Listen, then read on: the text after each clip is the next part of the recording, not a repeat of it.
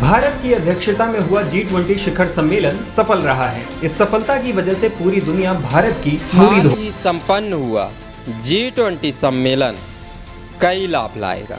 देशों को अलग करने वाली सीमाएं रेखा मिटा दी जाएंगी, समस्त विश्व की मुद्राएं एक हो जाएंगी। मोदी जी बढ़ते रहो, आपका यह कार्य बहुत जल्द सफल होगा। दोस्तों, इस कार्य के पूरा होते ही वर्ल्ड वन गवर्नमेंट का शासन आएगा। याद कीजिए धर्मशास्त्र बाइबल को। वर्ल्ड वन गवर्नमेंट का शासन आने के बाद ही एंटी क्राइस्ट नजर आएगा, पाप को भयंकर फैलाएगा, पाप रूपी दिया भभकने लगेगा। तभी राजाओं का राजा, प्रभुओं का प्रभु यीशु मसीह आएगा। दोस्तों, आज की इस वीडियो में पवित्र आत्मा पाप में फंसे मनुष्य की हालत बताने वाला है, सो वीडियो अंत तक जरूर देखें। प्रभु यीशु मसीह के नाम में आप सबों को जय मसीह। जब मनुष्य पाप में पूरी तरह फंस जाता है, तब मनुष्यों से अत्यंत प्रेम करने वाला परमेश्वर मनुष्य को दंड देकर पाप का एहसास दिलाता है। आज मैं अत्यंत प्रसन्न हूँ, कारण जो चर्चा मैं पिछले कई दिनों से करते आ रहा हूँ, बाइबल की वो रूपरेखा तैयार होने लगी है। अभी हाल ही में रूस और यूक्रेन युद्ध को आधार बनाकर प्रधानमंत्री नरेंद्र मोदी जी की अगुवाई में G20 सम्मेलन हुआ। विपक्ष की कई पार्टियों ने विरोध किया, पर सम्मेलन सफल हुआ। मैं हृदय से परमेश्वर को धन्यवाद देता हूं कि उसने हमारे देश के प्रधानमंत्री को इस्तेमाल करके यीशु मसीह के दूसरे आगमन की रूपरेखा को तैयार करना आरंभ कर दिया है। ईसा पूर्व 1040 में इजराइल का पहला राजा साउल बना। ईसा पूर्व 1000 तक उसका शासन चला।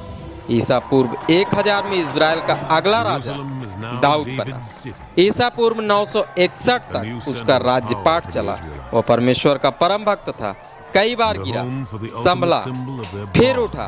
पापों को स्वीकार करने का आदर्श उदाहरण परमेश्वर के इस परम भक्त ने समस्त जगत के सामने प्रस्तुत किया। दोस्तों, एक बार की बात है जब राजा दाऊद ने भयंकर पाप किया। आंखों की अभिलाषाओं के वशीभूत होकर उसने ईमानदार और समर्पित हित्ती उरिय्याह को मरवा डाला। उसकी रूपवान और सुंदर पत्नी बतशेबा को अपनी पत्नी बना लिया।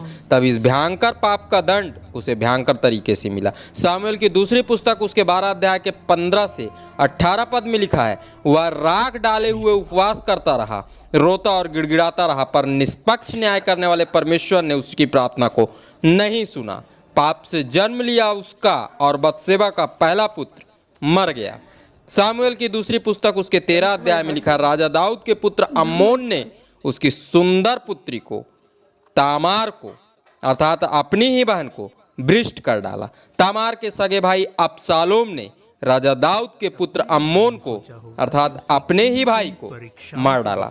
दोस्तों, दाऊद को ऐसा भयंकर दंड मिला कि उसका घराना आपस में ही मरने और कटने लगा। सामुएल की दूसरी पुस्तक उसके 14 से 15 अध्याय में लिखा है, राजा दाऊद के पुत्र अबशालोम ने राजद्रोह किया।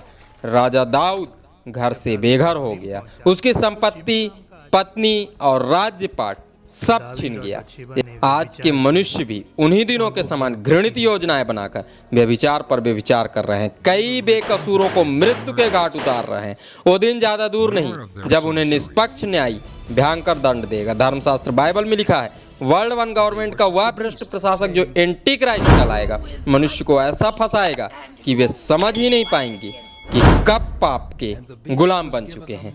G20 सम्मेलन हो चुका है। अत्यंत शीघ्र वर्ल्ड वन गवर्नमेंट का राज्य आरंभ होगा। अभी भी अवसर है, पापों को त्याग कर उस योग्य बने कि स्वर्ग में जाकर प्रभु की महिमा और उसकी स्तुति कर सकें।